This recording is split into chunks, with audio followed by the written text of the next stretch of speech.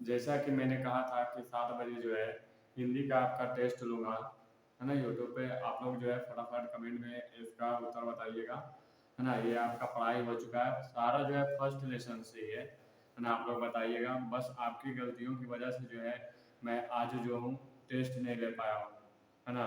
अगला बार मैं प्रयास करूँगा कि आपका जो है क्लास में टेस्ट ले लूँ। तो आप ध्यान दीजिएगा कि पहला क्वेश्चन जो है आपका, है ना? पहला क्वेश्चन है कि श्रम विभाजन और जाति प्रथा के लेखक कौन है ना? पहला प्रश्न है श्रम विभाजन और जाति प्रथा के लेखक कौन है ना? फटाफट आंसर दीजिए। इसका पहला ऑप्शन है डॉक्टर राम मनोहर लोहिया, दूसरा है बाबा भीमराव अम्बेडकर, तीसरा है ना महात्मा गांधी, चौथा है डॉक्टर संपूर्णानंद, है ना? तो आप लोग कमेंट में फटाफट आंसर बताते चलिए, है ना? लास्ट में जो है मैं आपको सारा ऑब्जेक्टिव एबीसीडी करके जो है ना आंसर शीट दे दूंगा। आप लोग कमेंट में जो है हर एक प्रश्न का उत्तर लिखेंगे, है ना? तो दूसरा प्रश्न है आपका कि डॉक्टर भीमराव अंबेडकर के पिता का क्या नाम था, है ना? अंबेडकर, बाबा साहेब अंबेडकर के ना पिता का क्या नाम था? तो इसका ऑप्शन है रामदेव सकपाल, रामजी सकपाल, रामकृष्ण सकपाल, राधे राम सकपाल। फटाफट बताइए, इसका आंसर बताइए आप लोग, फटाफट आंसर बताइए। तो यहाँ पे ऑप्शन आप देख लिए कि कौन सा होगा। चलिए आगे बढ़ते हैं हम, है ना? तीसरा प्रश्न है आपका आधुनिक सभ्य समाज कार्य कुशलता के लिए किसे आवश्यक मानता है? आधुनिक सभ्य समाज जो है कार्य कुशलता के लिए किसे आवश्यक मानता है? श्रम विभाजन को, धन विभाजन को, जन विभाजन को या जाति विभाजन को, है ना? फटाफट आप लोग आंसर देने का प्रयास करेंगे। देखिए एक एक प्रश्न जो है ना अगर आप एक एक मिनट में अगर हल करते हैं तो आपके पास बहुत समय बचता है ना? चलिए चौथा प्रश्न के पास पहुंचते हैं। तीसरा प्रश्न है आपका आधुनिक सभ्य समाज, है ना, किसे आवश्यक मानता है? ठीक है, चलिए चौथा प्रश्न पे बढ़ते हैं हम लोग। जाति प्रथा भारत में बेरोजगारी का एक कारण बनी हुई है ना? जाति प्रथा जो है भारत में बेरोजगारी का एक कारण बनी हुई है। इसका कारण क्या है? ऑप्शन देखिए, प्रत्यक्ष है, प्रमुख है, ए और बी दोनों, यानी प्रत्यक्ष और प्रमुख दोनों है, या इनमें से कोई नहीं है ना? फटाफट आंसर बताइए आप लोग कमेंट में, फटाफट जो है इसका आंसर बताते रहिए, है ना? क्या होगा? चलिए पांचवा प्रश्न की ओर बढ़ते हैं, है ना? ये चौथा प्रश्न हो गया आपका। पांचवा प्रश्न है मूक नायक क्या है ना? मूक नायक क्या है? तो मूक नायक जो है अखबार है, पत्रिका है, बेस्ट सेलर है या कहानी संग्रह है?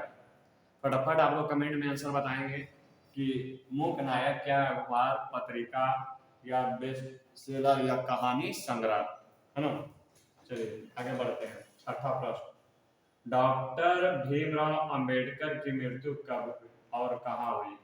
है ना? बाबा साहेब का मृत्यु जो है कब और कहाँ हुई है ना? पहला ऑप्शन है 1956 दिल्ली में, 1957 मध्य प्रदेश में, 1958 वाराणसी में, 1959 बिहार में, है ना? फटाफट आंसर इसका बताते रहिए आप लोग, कमेंट में आंसर देते रहिए, है ना? धीरे धीरे हम आगे की ओर बढ़ रहे हैं, है ना? सातवां प्रश्न है डॉक्टर भीमराव अंबेडकर का जन्म कब हुआ है ना? बाबा भीमराव अंबेडकर का जन्म कब हुआ है? 14 अप्रैल 1988 को, 14 अप्रैल 1989 को, 14 अप्रैल 1890 को, 14 अप्रैल 1891 को। फटाफट आंसर कमेंट में आप लोग बताते रहिए, है ना? देखिए आंसर पहले जो है आप प्रयास करिएगा कि हम खुद से सारा, है ना, टिक आउट कर लें। उसके बाद जो है अगर आपसे जो गलत बनेगा मैं उसको मिलवा दूंगा और आप जो है उससे मिलाकर उसको, है ना, याद करने का प्रयास करेंगे। ठीक है, अब आगे बढ़ते हैं। 8 नंबर, तो अंबेडकर की दृष्टि में भाईचारे का वास्तविक रूप कैसा होता है? ऑप्शन है दूध और शक्कर के मिश्रण की तरह, दूध और पानी के मिश्रण की तरह, तिल और तंदूर के मिश्रण की तरह, पानी और नमक के मिश्रण की तरह। फटाफट कमेंट करते जाइए, आंसर कमेंट करते जाइए फटाफट। चलिए आगे बढ़ते हैं। 9वां नंबर प्रश्न, भारतीय संविधान के निर्माण में महत्वपूर्ण भूमिका किसकी थी? आखिर भारत का जो संविधान बना है तो उसमें सबसे महत्वपूर्ण भूमिका किनकी थी? है ना, भीमराव अंबेडकर की, ज्योतिबा फुले की, राजगोपालचारी की या महात्मा गांधी की? फटाफट आंसर जो है कमेंट में बताते रहिए, है ना। सारा बच्चा जो है हिंदी पढ़े हैं, आप लोग फर्स्ट लेसन पढ़े हैं, तो आप प्रयास करिएगा कि हम जो है सही सही आंसर जो है टिक आउट करें। अब आगे बढ़ते हैं 10वां, सर्व समाज की आवश्यकता है ना, सर्व समाज की आवश्यकता है जाति प्रथा से, स्वयं विभाजन, अनुबंध या दूध या पानी, है ना। फटाफट कमेंट में आंसर बताएंगे, है ना। अब आगे बढ़ते हैं 11 नंबर प्रश्न, प्राथमिक शिक्षा प्राप्त करने के बाद अंबेडकर उच्चतर शिक्षा प्राप्त करने के लिए कहाँ गए? है ना, प्राथमिक शिक्षा जब जो है बाबा भीमराव अंबेडकर जो है प्राप्त कर लिए थे, उसके बाद जो है उच्च शिक्षा के लिए, है ना, कहाँ गए? जैसे होता है ना कि आप जो है 8 क्लास तक माध्यमिक में पढ़ लिए, प्राथमिक शिक्षा ग्रहण कर लिए, और उसके बाद 9 पढ़ने के लिए कहाँ गए? तो फतेहपुर हुआ, है ना, फिर और गया हुआ, है ना। देखिए, प्राथमिक शिक्षा प्राप्त करने के बाद अम्बेडकर उच्च शिक्षा प्राप्त करने के लिए कहाँ गए? है ना, फटाफट इसका आंसर बताएंगे।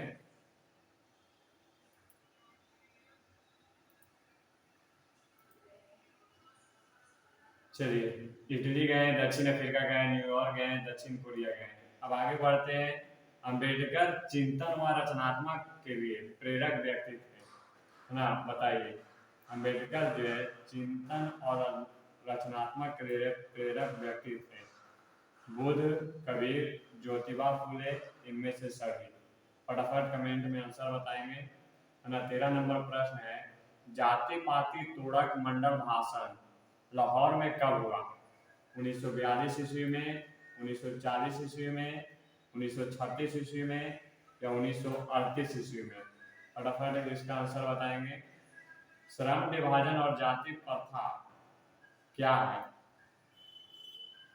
श्रम विभाजन और जाति प्रथा जो है क्या है? फटाफट बताइए। इसका ऑप्शन अभी हम आपको दिखा रहे हैं, है ना। तो उसका ऑप्शन है कहानी, भाषण, निबंध या साक्षात्कार, है ना। फटाफट आंसर बताएंगे। 15 नंबर क्वेश्चन है, निम्नलिखित रचनाओं में कौन सी रचना डॉक्टर अंबेडकर की है ना। बाबा साहेब की कौन सी रचना है इसमें बताइएगा? The caste in India, the untouchables, who are they, who are Shudra, इनमें से सभी, है ना। फटाफट बताएंगे कि निम्नलिखित रचनाओं में कौन सी रचना जो है ना बाबा भीमराव अम्बेडकर की है ना। अब चलिए आगे बढ़ते हैं 16 नंबर प्रश्न, आधुनिक सभ्य समाज श्रम विभाजन को आवश्यक क्यों मानता है? आधुनिक सभ्य समाज जो है श्रम विभाजन को आवश्यक क्यों मानता है? बताइए फटाफट, है ना। कार्य कुशलता के लिए, भाईचारे के लिए, रूढ़िवादिता के लिए, इनमें से कोई नहीं। चलिए अब आगे बढ़ते हैं, श्रम विभाजन और जाति प्रथा पाठ बाबा साहेब के किस भाषण का संपादित अंश है? ऑप्शन है आपका the caste in India, their mechanism, genesis and development, annihilation of caste, who is Shudra, है ना। अब देखिए 18 नंबर प्रश्न है, अंबेडकर के भाषण एनिहिलेशन ऑफ कास्ट को किसने हिंदी में रूपांतरण किया, है ना। फटाफट बताइएगा। ललाई सिंह यादव, किशोरी लाल, मोहन वाजपेयी, इनमें से कोई नहीं। 19 नंबर प्रश्न है, अंबेडकर का जन्म किस परिवार में हुआ था? अंबेडकर का जन्म जो है किस परिवार में हुआ था? ब्राह्मण परिवार, क्षत्रिय परिवार, दलित परिवार, कश्यप परिवार? चलिए 20 नंबर प्रश्न है, लेखक को किस युग में कहां पर विडंबना दिखाई दिया? ऑप्शन है जातिवाद में, नारीवाद में, निर्विवाद में, परिवारवाद में, है ना। फटाफट आंसर बताते चलिएगा आप लोग कमेंट बॉक्स में, है ना। देखिए पढ़ने वाला बच्चा जो है कमेंट बॉक्स में जरूर आंसर बताएंगे, और जिसको पढ़ने का इच्छा ही नहीं है ना, अगर उसके लिए मैं ये भी प्रयास कर रहा हूँ ना तो वो भी विफल है ना। चलिए आगे ध्यान दीजिए, गांधी जी को महात्मा की उपाधि किसने दी थी? है ना, महात्मा गांधी जी को, है ना, महात्मा की उपाधि किसने दिया था? है ना, भीमराव अम्बेडकर ने, रविंद्रनाथ टैगोर ठाकुर ने, हजारी प्रसाद द्विवेदी ने, जवाहरलाल नेहरू ने। अब आगे बढ़ते हैं। महात्मा गांधी का जन्म स्थान, है ना, महात्मा गांधी का जन्म स्थान कहाँ है? पोरबंदर, सूरत, साबरमती, इनमें से कोई नहीं। चलिए 23 नंबर प्रश्न की ओर बढ़ते हैं। महात्मा गांधी की रचना है ना, महात्मा गांधी द्वारा कौन सी रचना लिखी गई है? शिक्षा में हेरफेर, शिक्षा और संस्कृति, गेहूं और गुलाब, इनमें से कोई नहीं। 24वां नंबर प्रश्न की ओर बढ़ते हैं। गांधी जी की पत्नी का क्या नाम था? कस्तूरबा, कमला, बिमला या सरला, है ना, फटाफट आंसर बताइए। गांधी जी की माता का नाम क्या था? बतलुन बाई, पुतली बाई या जानकी बाई या देवमती बाई, है ना। चलिए 26 नंबर प्रश्न की ओर बढ़ते हैं। गांधी जी द्वारा रचित पुस्तक है, गांधी जी के द्वारा जो है कौन सी पुस्तक लिखा गया है ना, बताइएगा। महाविद्यालय, भारत में अंग्रेजी राज और मार्क्सवाद, द कास्ट इन इंडिया, सत्य के साथ मेरा प्रार्थना। देखिए एक चीज आप ध्यान दीजिएगा कि जब मैं क्वेश्चन को सिलेक्ट कर रहा हूँ ना, तो यहाँ पे ऑप्शन भी सिलेक्ट हो जा रहा है, तो इसका मतलब ये नहीं है कि वो ही आंसर हो जाएगा और आप जो है ए बी सी डी वही आंसर आप टिक लगा लीजिए, नहीं। वो क्वेश्चन सिलेक्ट होने के साथ साथ जो है ना ऑप्शन भी सिलेक्ट हो जा रहा है। मैं सोच रहा हूँ कि कितने कम समय में जो है 50 क्वेश्चन क्लियर करा दूँ, बेहतर रहेगा, है ना। चलिए 27 नंबर है। शिक्षा और संस्कृति पाठ में किनके विचार प्रस्तुत है? शिक्षा और संस्कृति पाठ में किनके विचार जो है प्रस्तुत किए हुए हैं? रविंद्रनाथ ठाकुर के, विनोबा भावे के, महात्मा गांधी के, जवाहरलाल नेहरू के। 28वां नंबर प्रश्न है। गांधी जी ने किस पत्रिका का संपादन किया? गांधी जी जो थे वो किस पत्रिका का संपादन किए थे, है ना, बताइएगा। पंचजन्य का, शंखनाद का, हरिजन का, अर्चना का, है ना। अब चलिए आगे प्रश्न की ओर बढ़ते हैं। प्रश्न नंबर 29 की ओर बढ़ते हैं, 29, 30, है ना। देखिए 29 नंबर प्रश्न है। हिंदी स्वराज के रचनाकार है ना, हिंदी स्वराज के रचनाकार कौन है? डॉक्टर राजेंद्र प्रसाद, भीमराव अंबेडकर या फिर महात्मा गांधी या जवाहरलाल नेहरू, है ना। 30वां नंबर प्रश्न है। गांधी जी के जन्म दिवस को अंतर्राष्ट्रीय स्तर पर किस, है ना, किस दिवस के रूप में मनाया जाता है? बापू दिवस, न्याय दिवस, अहिंसा दिवस या समरसत्ता दिवस, है ना। फिर से हम आपको बता रहे हैं ये जो सेलेक्ट हो रहा है इसको आंसर मत समझिएगा, क्योंकि क्वेश्चन सेलेक्ट करने में जो है ना ये भी सिलेक्ट हो जा रहा है ना। इसको भी मैं सुधार करने का प्रयास करूंगा, ठीक है। अब चलिए 31 नंबर प्रश्न। गांधी जी ने सबसे उदात्त और बढ़िया शिक्षा किसे कहा, है ना। गांधी जी ने सबसे उदात्त और बढ़िया शिक्षा किसे कहा है? यांत्रिक शिक्षा को, अहिंसक प्रतिरोध को, योगाभ्यास को, इनमें से सभी, इनमें से कोई नहीं, है ना। अब देखिए 32 नंबर प्रश्न है। गांधी जी के अनुसार स्वराज प्राप्ति के पश्चात शिक्षा का ध्येय होना चाहिए, है ना। आर्थिक विकास, कृषि विकास, भौतिक विकास, चरित्र निर्माण। 33 नंबर प्रश्न है। कोई संस्कृति कब जिंदा नहीं रह सकती है? कोई भी जो, है ना, कल्चर है, संस्कृति है ना, कब जिंदा नहीं रह सकती है? ऑप्शन है अगर वह दूसरों का बहिष्कार करने की कोशिश करे, है ना। दूसरा ऑप्शन है अगर वह दूसरों को स्वयं में समाहित करे, अगर वह अपनी प्राचीनता का त्याग कर दे, अगर वह नवीनतम की प्राप्ति कर ले, है ना। देखिए 34 नंबर प्रश्न है। दस्तकारी का अर्थ होता है, दस्तकारी का अर्थ क्या होता है? यंत्र पर आधारित कौशल, हस्त कौशल, दस्तक देने वाला। चलिए आगे बढ़ते हैं। अमल का अर्थ होता है ना, अमल का क्या अर्थ होता है बताइए? व्यवहार, अव्यवहारिक, स्वच्छ, अस्वच्छ, है ना। 36 नंबर प्रश्न है। मगम्मा क्या बेचती थी, है ना। मगम्मा जो है क्या बेचती थी? दूध, दही, मक्खन, घी, है ना। फटाफट कमेंट बॉक्स में आप लोग आंसर दीजिए, है ना। ये सभी जो है पहला लेसन से ऑब्जेक्टिव है ना। दही वाली मगम्मा कहानीकार कौन है? दही वाली मगम्मा जो है किसके द्वारा लिखा गया है ना। श्रीनिवास के द्वारा, सात कोड़ी होता द्वारा, ईश्वर द्वारा, सुजाता द्वारा।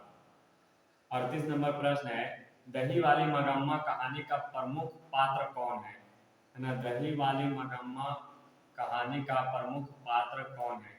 लक्ष्मी, मगम्मा, पपाती, सीता, है ना। अब देखिए 39 नंबर, दही वाली मगम्मा कहानी का कथावाचक कहाँ से है ना। दही वाली मगम्मा जो है इस कहानी का कथावाचक कहाँ से लिया गया है ना। पटना से, दिल्ली से, बेंगलुरु से, कलकत्ता से। फटाफट जो है आप लोग कमेंट बॉक्स में आंसर बताएंगे। दही वाली मगम्मा कहानी किसे संदेश देती है ना। दही वाली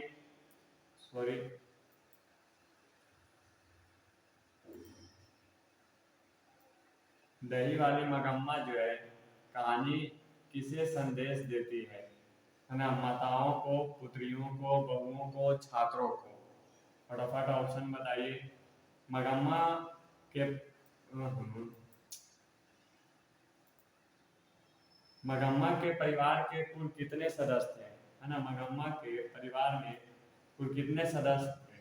फटाफट बताइए। 2, 3, 4, 5।